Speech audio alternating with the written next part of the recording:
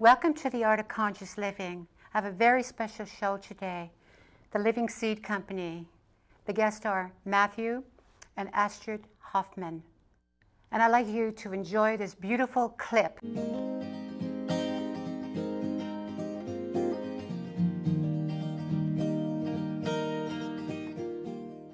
Hi, I'm Astrid. And I'm Matthew. And we are the Living Seed Company. We're a small heirloom seed company that offers collections of seeds. And by offering our seeds in collections, we take the guesswork out of gardening. We offered our first collection this year, the Founders Collection, which is a widely adapted collection, well suited for most growing conditions. We've selected varieties in our collections for food production, not just quantity, but also nutrition, things that store a long time, things that are versatile in the culinary arts, things that are widely adapted and extreme weather tolerant, things that are easier to grow, and also things that are really interesting. All of our seeds are open pollinated and they're not hybrid. And what that means is that you can save the seeds and the offspring will end up being exactly like the parent. Whereas with hybrids, you will not know what you're going to get, and sometimes they are sterile. Another thing about open pollinated seeds that's really beautiful, probably the most beautiful aspect, is that you get to adapt these plants to your location. So every time you harvest the seeds from your garden, that plant learns how to deal with your environment. And also takes the petroleum out of seeds, because what a lot of people don't realize is seeds are transported all over the country and all over the world, and we try to keep things as local as possible, and when you're saving your own seeds, you're sourcing them from your own backyard. Painted mountain corn, it's a flower corn. Not so long ago here in the United States, the people knew how to use this quite a bit. One of the things we want to do is educate or re-educate people about how to use flower corns and also the other varieties that we offer. When people start connecting with their food system, they not only begin appreciating it more and realizing where it comes from, but they also start connecting on a deeper level to the essence of life, and that is the seed. We've sent a lot of these collections around the world and have had really good results with our widely adapted collection. We also started the Giving Seeds program, which is our way of giving back to the community. And for every 10 collections that we sell, we donate one to a youth group program or a garden program around the world. Women's groups in India, in the Congo. We also do a lot with urban city gardens and farms. Youth groups here in the Bay Area and other urban organizations such as Planting Justice and City Slicker Farms.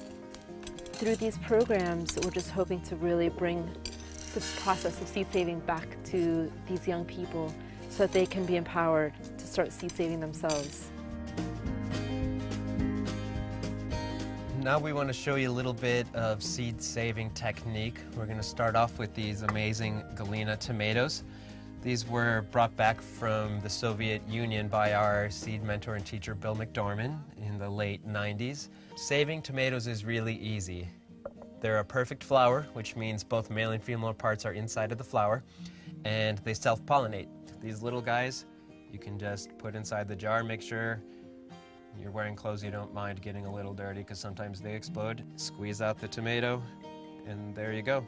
Have a bowl or something handy that you can put that in, because then you can use the rest of the tomato to make a sauce, ketchup, soup, something like that. You know, once you get a fair amount of seeds in there, you're going to let it sit in the juice for a day to 3 days, depending on how ripe the tomatoes are. You want the tomatoes to be fully ripe. Anytime you're saving seeds, you want that vegetable or fruit to be fully ripe. After a day or 3, there will be a small amount of mold growing on the very top, and that mold is actually beneficial. It's something that has co-evolved with the tomato. And then what you want to do is add some water. All of the good seeds are going to sink to the very bottom.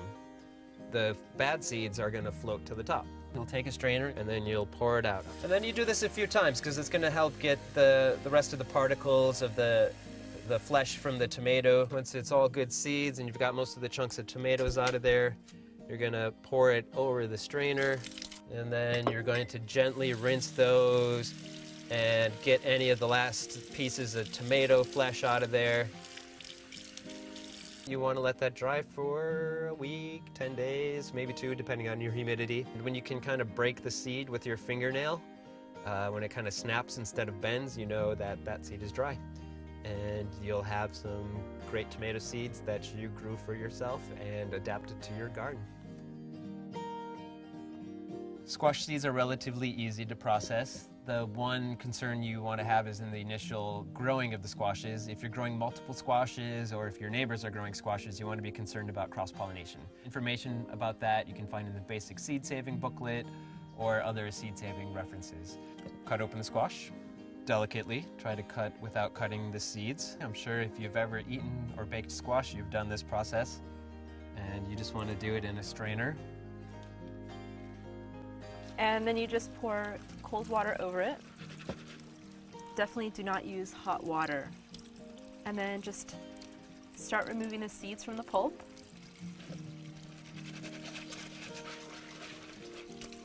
Once you have removed all the pulp, just rinse it once again with water and place the seeds in a clean plate. Screens are ideal, plates will work. Dry them in a warm, dry location. You'd want to turn them a bit once or twice a day. You do not want to leave them in direct sun. And being a small seed company like we are, we really want you to know that we're available. So you can give us a call anytime. If we're not in the fields, we're normally around. Yeah, using social media, we also want to really create a larger community with the Living Seed Company. People sending their stories, their photos, their successes, their difficulties. A place where people feel connected, where they can share, and really feel like it's an extended community. On our blog, we have recipes and ideas for how to use these varieties. We also, as part of our educational outreach program, we host a seed school with our friend, teacher, and mentor, Bill McDormand from Native Seed Search. It's an opportunity for people from diverse backgrounds to come together and learn about the miracle of seeds, both the history and the present situation, as well as how to grow, how to process, all of the different tricks, and also the possibility of starting your own seed company or library or seed exchange. As we grow, we want to be able to continue to give more seeds away, and if we ideally succeed, we'll end up putting ourselves out of business. But the world would be a really good place if we did. Thank you for visiting us. We look forward to hearing from you. Thank you.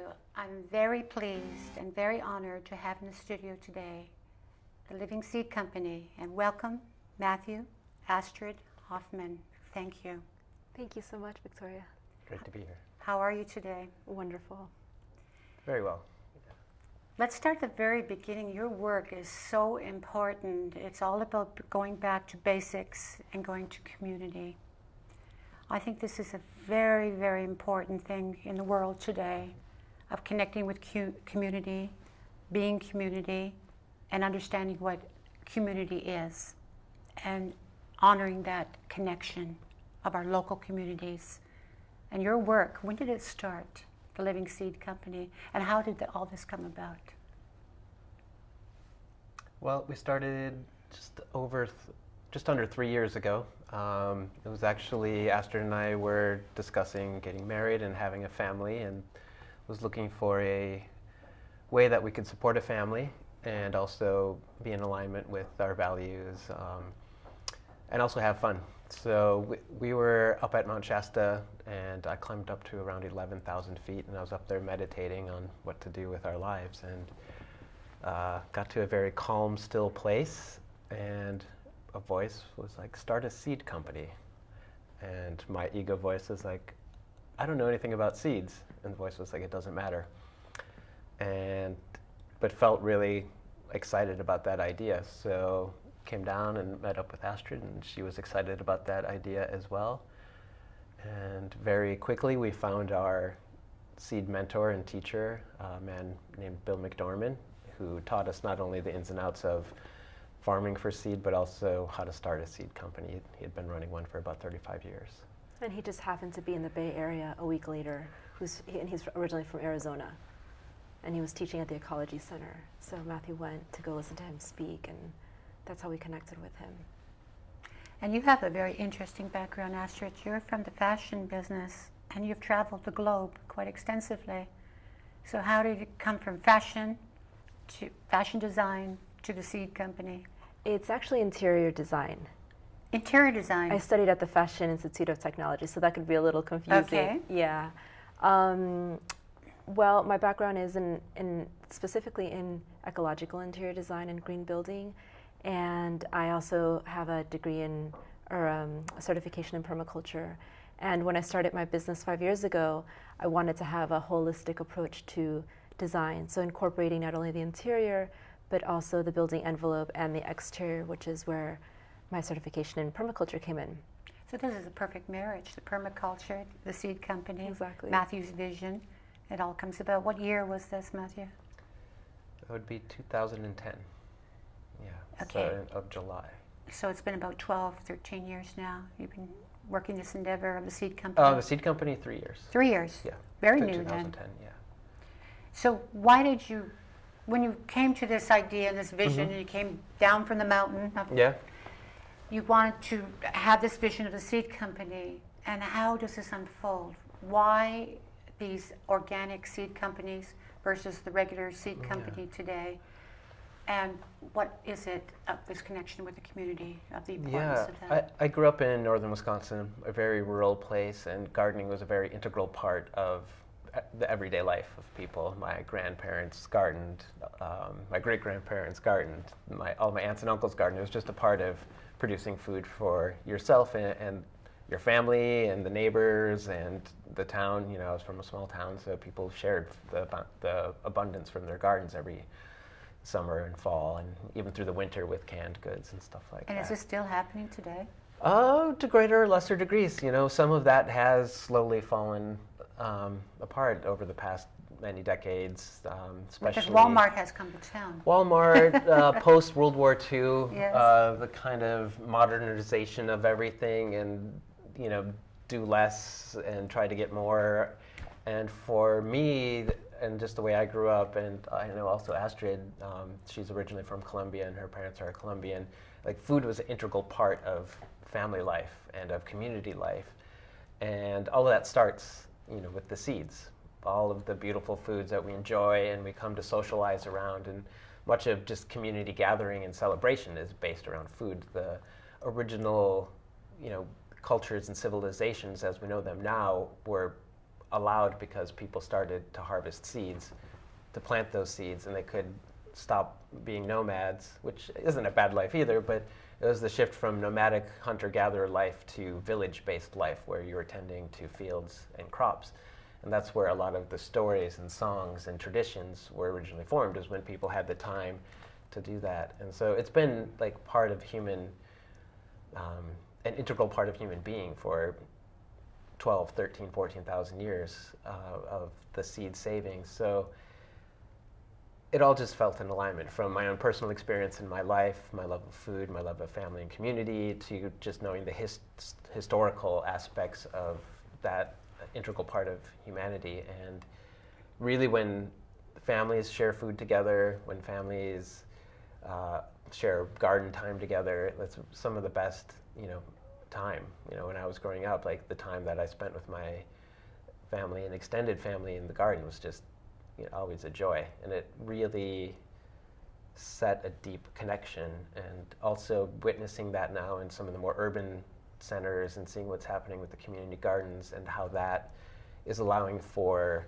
deeper community connection and bond. Okay. And also healthier people eating healthier food. So we'll make an addendum to the slogan, for those who pray together, stay together. So we'll make the addendum of, for those who pray together and garden together, we'll stay together. Yeah, I like that. I love that. Absolutely. Yeah.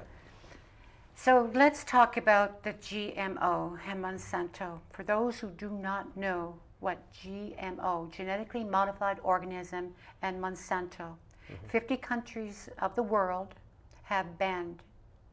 Just recently, Russia, in the last 2 weeks. Peru said no. That's the latest two that said no GMO coming to this country. Yeah. America, the government has totally embraced it. The greater population of Americans do not even know what GMO is. A 9-digit code on the vegetable, as opposed to the 8-digit code. The genetically modified organism is a seed that is one-time use. Yeah. You cannot take it out of the ground and replant it like these seeds that you are working with. It is a scientific experiment now in the making that they don't know how this is going to play out. Yeah, the experiment's being conducted on the citizens, Yes. the people. You know, Yes. it hasn't really gone through rigorous tests. So this is totally in opposition to what you are all about and what your seed company is all about, the living seeds, the basic seeds that we all know. So please speak on this, Matthew. Well, perhaps in some worlds there may be a good use for genetic manipulation. I don't know. I just know currently how it's being used is there's not tests being done to fully understand what effects are going to be on, biological, organisms, whether it be the animals that are eating GMO feed or the humans that are eating GMO foods. There just hasn't been enough research. There's also been a movement to really squeeze farmers. If they were about feeding the world, you'd think they would be a little more friendly to farmers. And there's a lot of lawsuits and a lot of, bullying going on. And where's the unfriendliness to the farmers? What is actually happening? Well, because we've been hearing about India and massive amounts of suicides because the Monsanto has gone into India and promised them that they would have much larger production. Yeah. And it's a great shame in India that when they harvest and they can't produce and they're on a day, we say paycheck to paycheck, they're on crop to crop. Yeah. So what's happening? And it's been a slippery slope for a while. In a way it started with hybrids, which aren't genetically modified. They're two very distinct parents that have been bred together that oftentimes produce something that's desirable, like something that can be shipped over long distances without going bad, or can have certain disease resistance. And in some cases, those are good things. So they're building the preservatives and the herbicides and the pesticides and the fungicides especially in GMO. Within the seeds. That's specifically in the GMO. And then it started with the hybrids and basically a way for seed companies, which were chemical companies, to make more money. Basically, it just comes down to making lots of profits for shareholders and executives, I guess. So, the main thing with the GMOs, like say in India, is once you go down that road, it's very hard to go back because those seeds, once you've paid that amount of money to get those seeds, then you're kind of stuck in like needing to make sure you have a harvest in order to buy the seeds again. Where for for thousands of years, the farmers would grow some for food and grow some for seed. And then collect the seeds later. Collect the seeds. One of the difficulties with growing the GMO crops is that you're not able to collect your own seeds. And what the general approach that has been taken so far by GMO companies is that one size fits all. Like, we made this and it should work for everybody. But historically speaking, agriculture around the world, it's been local. And there's local soils, there's local climates, there's local diseases, there's local pests. All of these things the farmers would deal with because they knew, through generations that, okay, we have this issue in our particular region, so we need to be aware of it. We'll save the seeds, and every year when you save seeds, they get more strong and resilient and are able to deal with whatever kind of pests or diseases or, climate shifts that might be in the microclimate. With GMOs, it's like a blanket, like, okay, this is supposed to work for you, and it just doesn't work like that. And farmers are learning that the hard way, that what was promised as like this miracle solution was far from it. It was like a road that ended up costing them a lot of times their land, their livelihood, their families. So I have one final question for you concerning the GMO. As I mentioned, the fungicides, herbicides are built into the seed. That seed sprouts, it turns into a vegetable. Are not these herbicides and fungicides now in the vegetable? And I know that you are not a scientist, but I'm asking you from an average citizen talking to other average citizens who do not know about the GMO. yeah. Well, let's just break this down in basics here. In my thinking, these herbicides and fungicides and pesticides are built into the seed. They would be entering into my body. That would make sense to me. Like I said, like you said, I'm not a scientist. I can't verify that one way or the other, but just following simple logic, it seems that those things would be taken into the human body. And that would be the case even if you're eating conventional food anyways.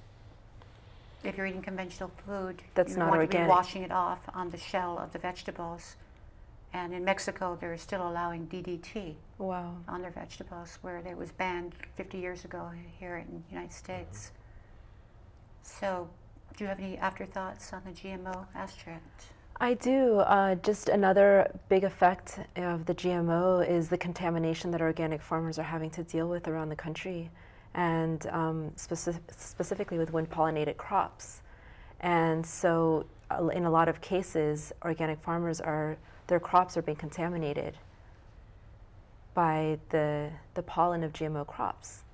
So we're lucky here in Marin because we're in a non-GMO county, and so therefore we're not going to have that problem. But folks living in counties that are non-GMO might face that problem. So we have an organic neighbor, and the neighbor next door is conventional, and all the pollen is blowing over from that to the organic, settling there and becoming part of the whole organic. If it's a GMO farmer, which GMO seeds are not available to consumers, they're only available to large-scale farmers. So gardeners do not need to worry about that. We get that question quite a bit, but it's still really important to know where your seeds come from and what kind of seeds you're purchasing. And in your opinion, which is the best seeds on the planet? Open pollinated, which represents that you can save the seed from that plant and receive the same thing that you originally purchased. And the names of those companies? Well, there's lots of companies. Because we all heard about the oldest company, Heirloom. And? Well, the Living Seed Company, of course.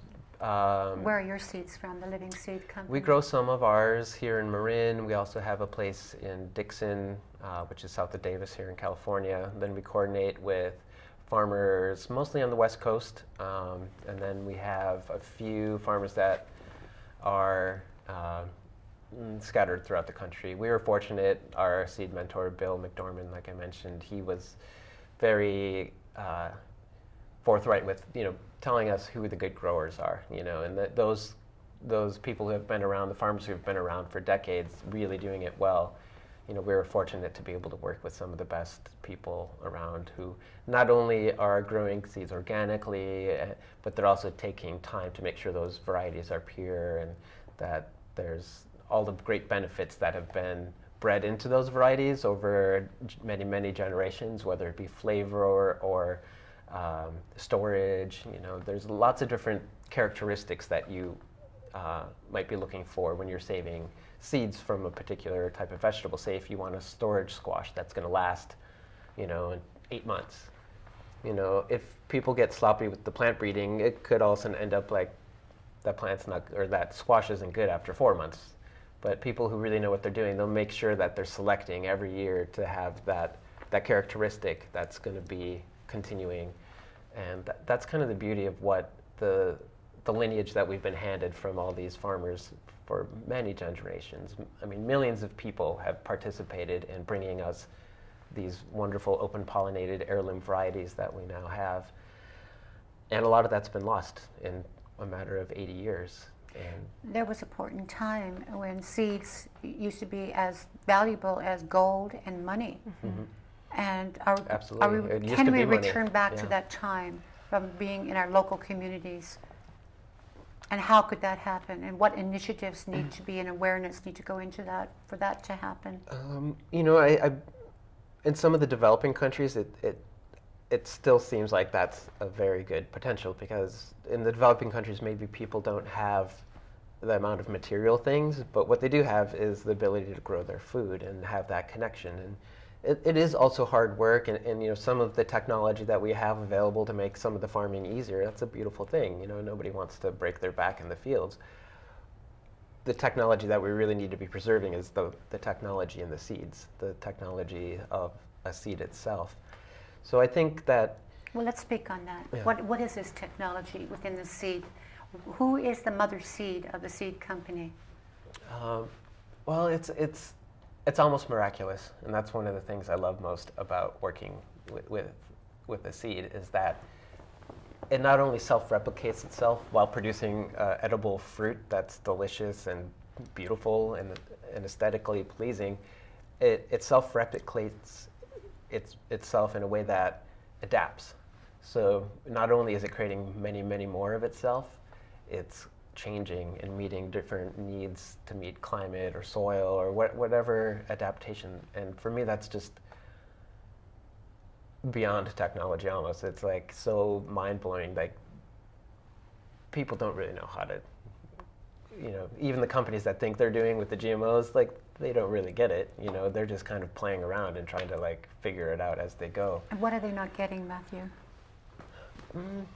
That true creation comes from a place of almost not knowing, that the invisible behind what is present in our physical world, like, that's something that as humans we're not going to fully ever grasp. And there's places where we can cross over a little bit and pluck a little bit here and pluck a little bit there, but it's really important to work within kind of the laws of creation and how they've already aligned themselves.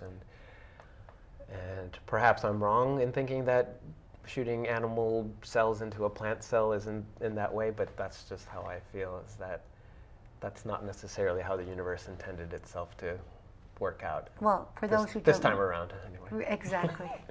For those who don't know about what you just mentioned there, about the salmons and the animal into the vegetable, please elaborate on that, what they're doing right now. Yeah, there's numerous different things where they're injecting animal cells into plant cells in order to create cold tolerance or certain colors or resistance to different things. I believe the salmon was around cold tolerance in tomatoes or something like that. And I'm sure they're experimenting with all sorts of things. What we like to do is just keep it simple. Back to basics. Yeah. Tell people that we're the solution, because we get a lot of concerned gardeners and wanting to make sure that they're not purchasing anything from a Monsanto company or GMO seeds. And what we tell them is that we are the solution. If you're anti-GMO and you're anti-Monsanto, don't focus on that. Focus on what you have the control to do, and that's to grow your own garden, grow your own seeds, and support your local seed company.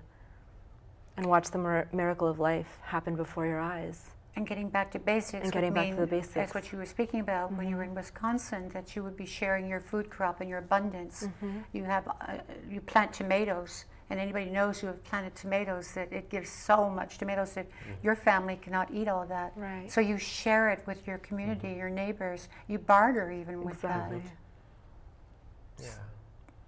And also, I like to think of the garden as you're going to the grocery store, you're going to the gym, and you're going to a therapist all at one time. You're getting food to eat, you're getting a workout, and you're getting peace of mind, really. Like, it's just the best time for us when we actually get out of our office and back onto the fields. That's what we love to do. That's beautiful. And you're doing that together with your immediate family. So you're out there in the garden and you're connecting and you're having fun and you're sharing. Yeah. So it's about this incredible, powerful connection. Exactly. Instead of everybody being in their own room in front of the computer screens and playing the PlayStations and then the technology.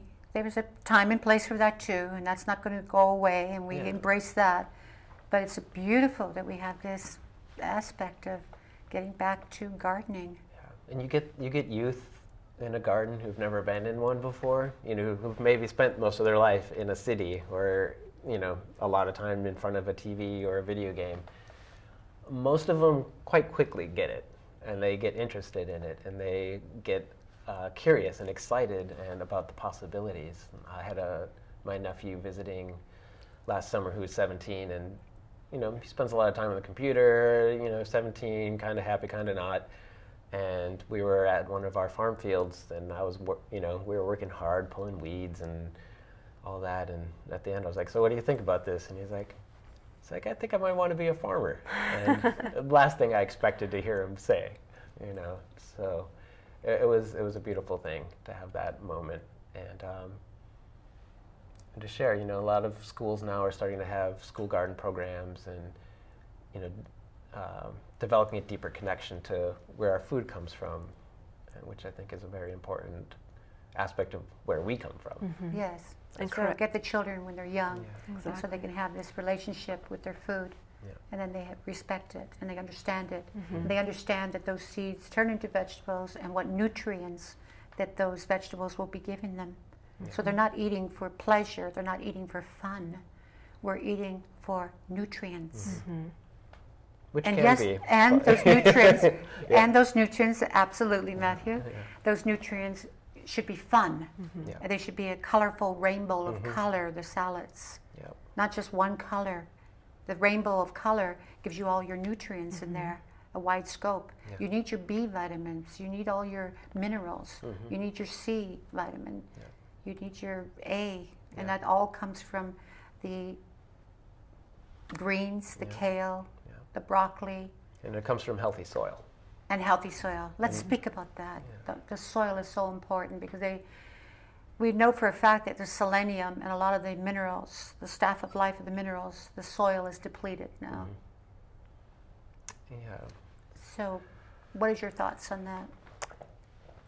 Don't throw your kitchen scraps away and compost them and start building soil. I mean, even if you live in a tiny area with not much land, you can participate in building the amount of soil that you have in your area.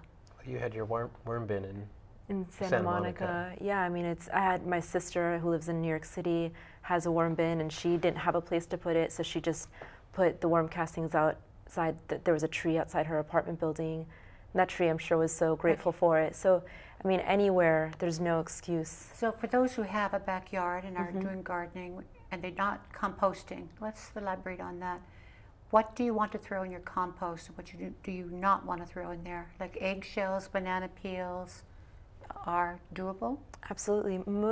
Pretty much everything that's biodegradable. You could even put hair, and if your toilet paper is, or not organic, but if it's non-chlorinated, like tissues and things like that, paper towels, you can put it in there.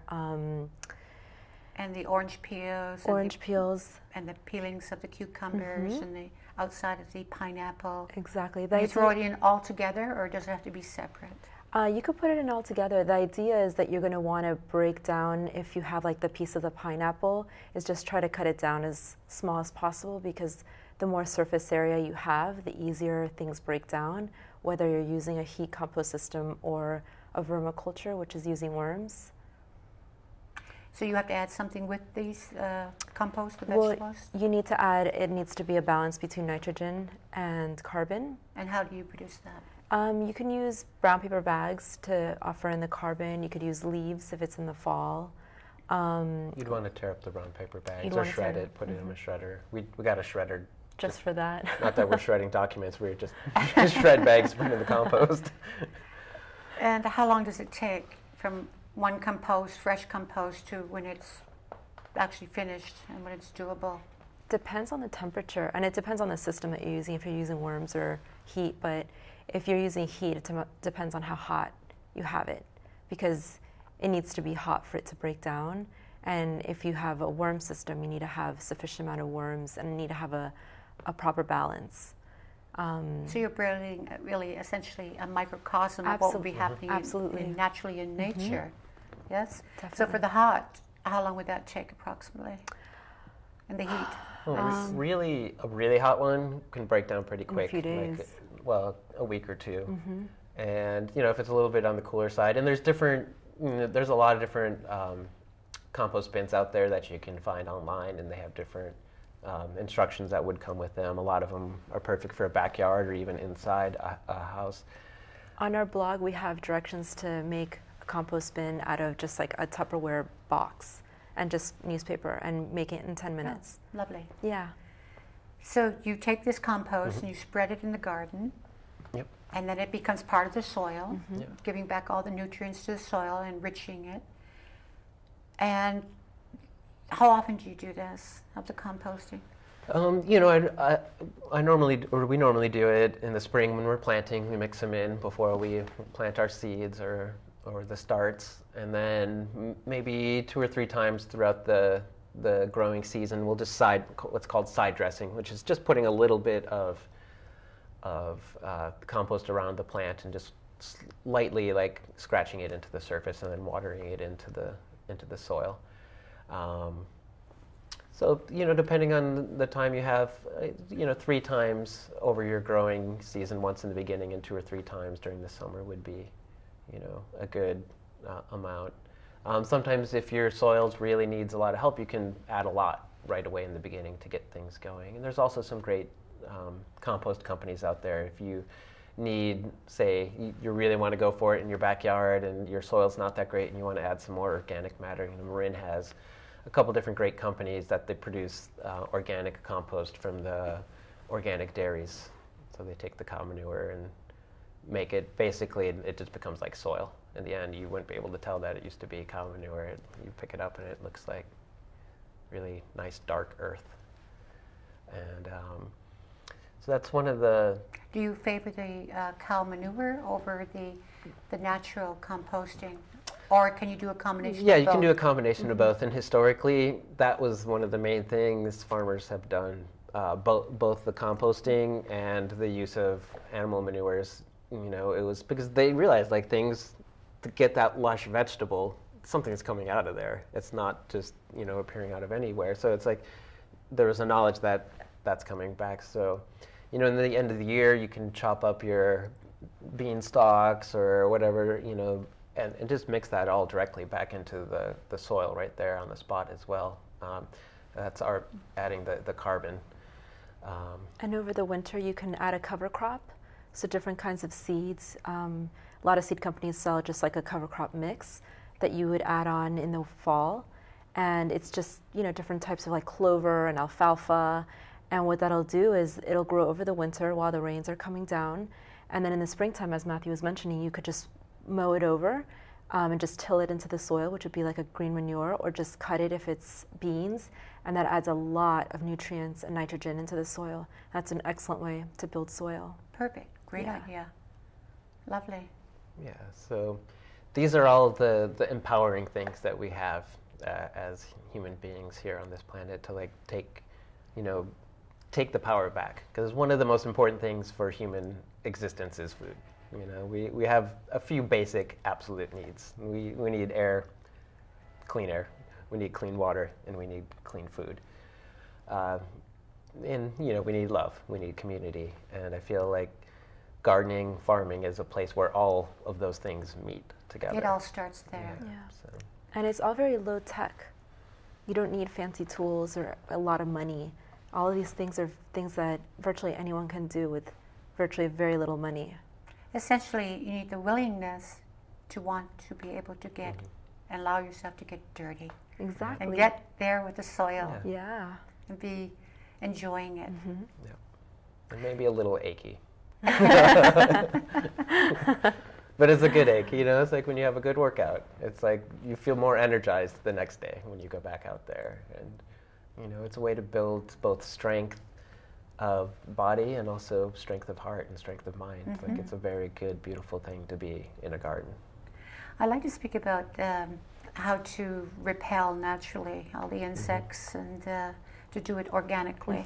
So there's many, many different incredible techniques that they use to repel all the aphids that attack all your vegetables and all the insects that could harm your crop.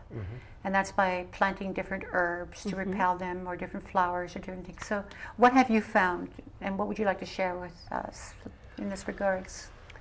Planting onion and garlic interspersed in your crops. Different kinds of flowers also repel certain Which insects. flowers? Nasturtiums are wonderful, marigolds. Marigolds, yes. And so what will happen is the insects will be more attracted to the marigolds. Yes, well, the marigolds repel humans, don't they? And keeping it diverse. So our home garden. We're bordering on the redwoods, and it's very kind of a wild place.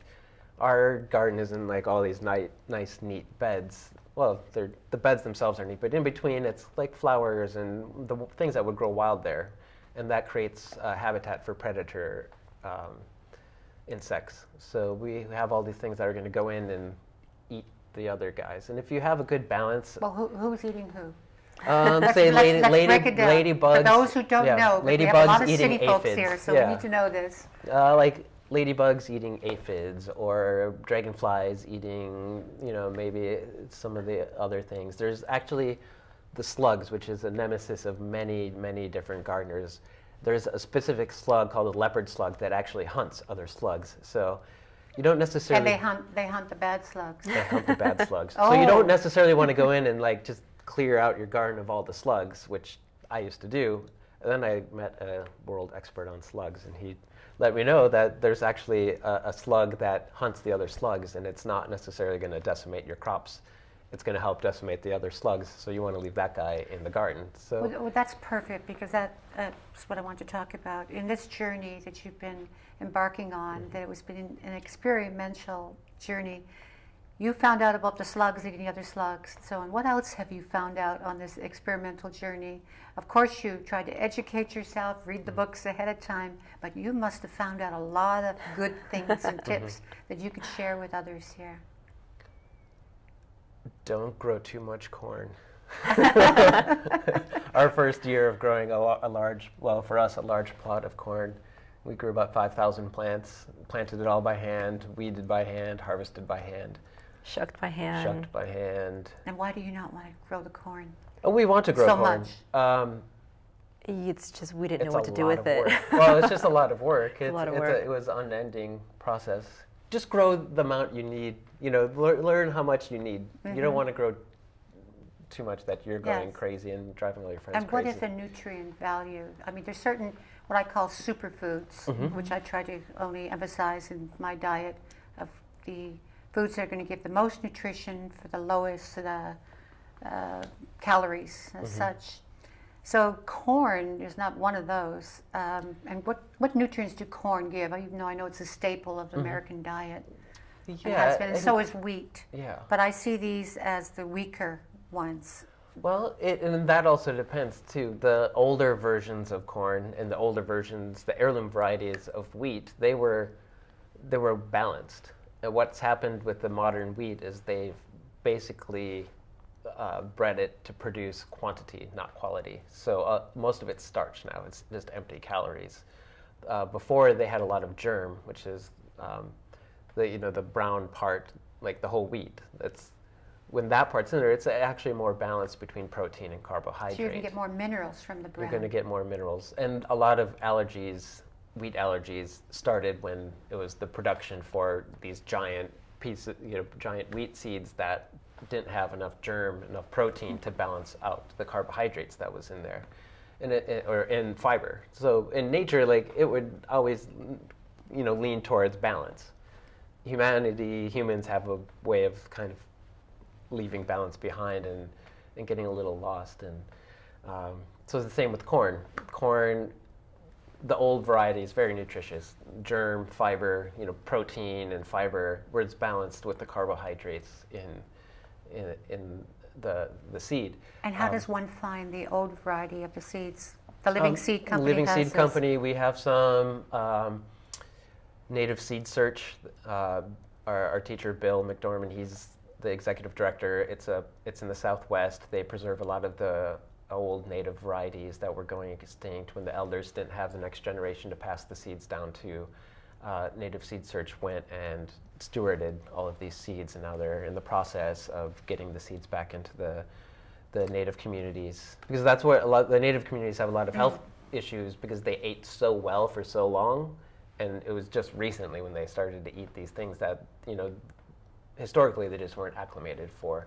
And so getting, and can be the same for any race around the world. It's like when your diet was a specific way and that's how your ancestors ate for a long time, and then you throw something different in there, it takes time for our adaptive human system to catch up. Well, I have definitely noticed a difference in the food and the taste. I remember when I was a child and I used to bite into the corn, how delicious it was and how sweet it was. And it had such a full-bodied taste to it. Yeah. It was absolutely, Yeah. the word would be succulent. Yeah. Today, no. Yeah. So is this what you're talking about? This where the Exactly. brown was in that seed and Yeah. the husk, and Yeah. now that's taken out, and Yeah, it just decreased in size. They're like so it's more when they were carbohydrate now. yeah, it's they just- were going for quantity of production, like literal weight. Okay. So the more weight they could get, and it wasn't by increasing the good nutrients, it was just by increasing the kind of filler carbohydrate starch. Okay, so you have the old seeds. Yeah, we have some of the old seeds. They would produce that Native Seed Surge. taste that is so lacking today. Yeah, and Baker Creek has a lot of great old varieties. Seed Savers Exchange is another really great company. They've been at it for decades, saving these old heirlooms. And the word heirloom, it means treasure. And there's different, people in the seed world who say it has to be 50 years old or 100 years old. Bill always told us, heirloom means treasure. If somebody treasures it, it's an heirloom. And if it's been passed on from a generation. So do they actually rate seeds of how old they are and sell them Well, and price them accordingly to the age of them, like good wine? no, but they probably should. Really? Because, that's one thing that's kind of... Absolutely, That's they one thing should. that's funny about the food system in the United States. Farmers probably work the hardest. They have one of the most important jobs. Food is very cheap. If you knew what it takes to produce like good quality food. And seeds are very cheap if you knew what it takes to produce really high quality seed.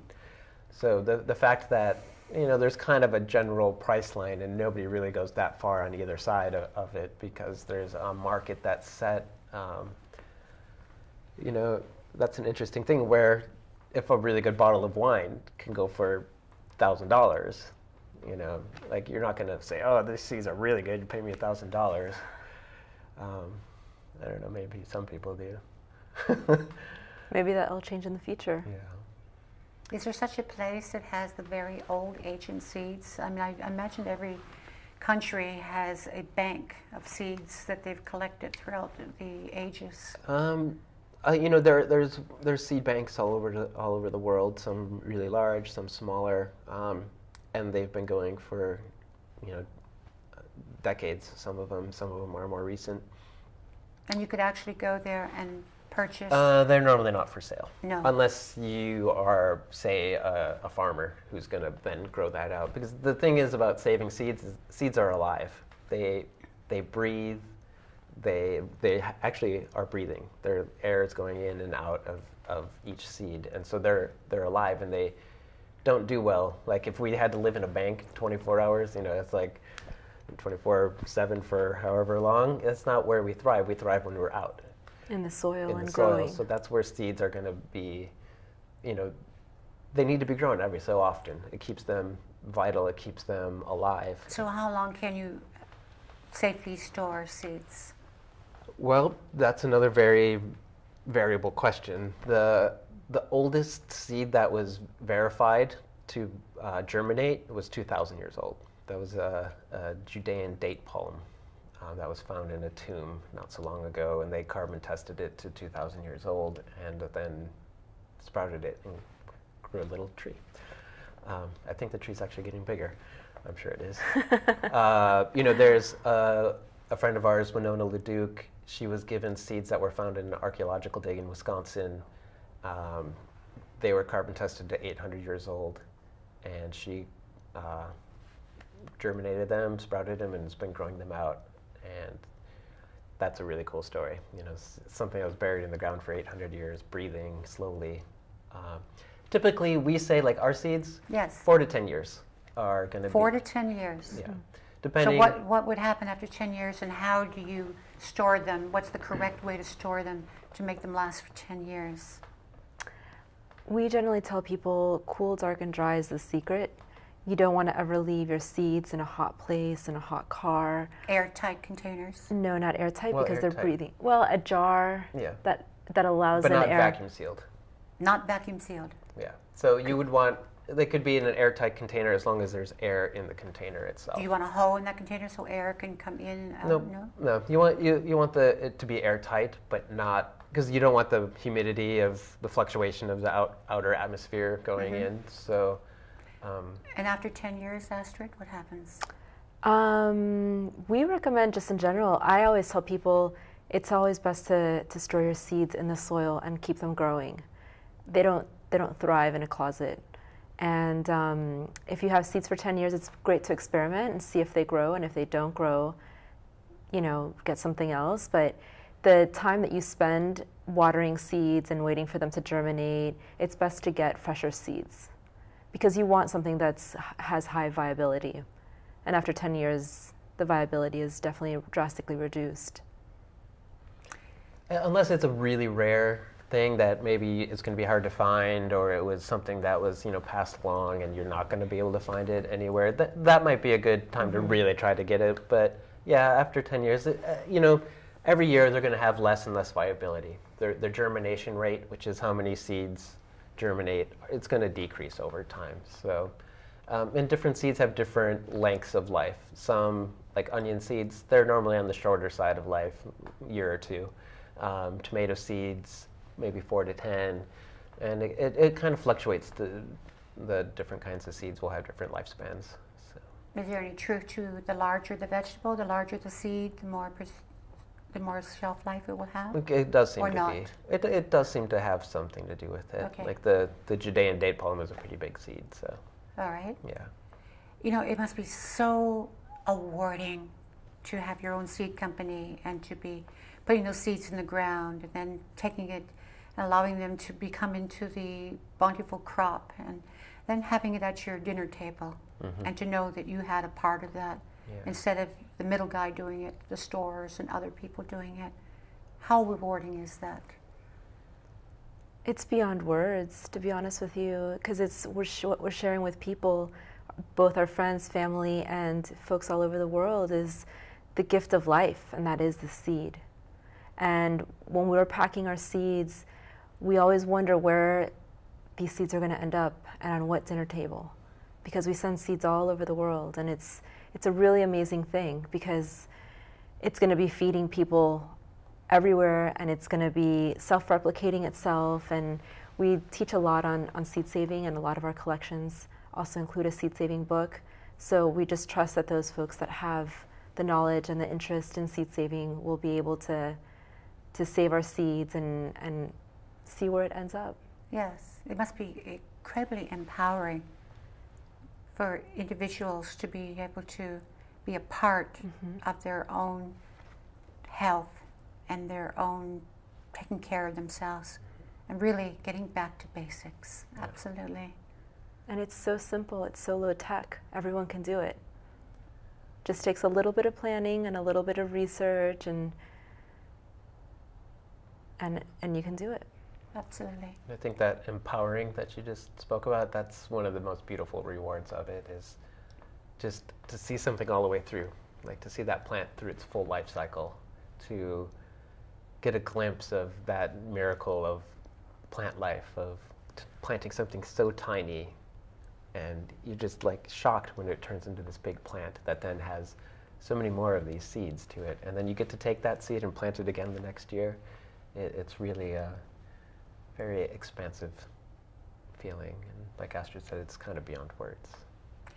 Well, Astrid, Matthew, we have just a few moments left, and I'd really like to thank both of you. And we have just touched on to the surface of what we need to talk about and could talk about. And I'd like to invite you both back for a part 2. We'll go more into depth. And thank you very, very much. Thank you so much, Victoria. It sounds wonderful. Thank you, Victoria. And from the Art of Conscious Living, please do take care of yourselves and take care of others.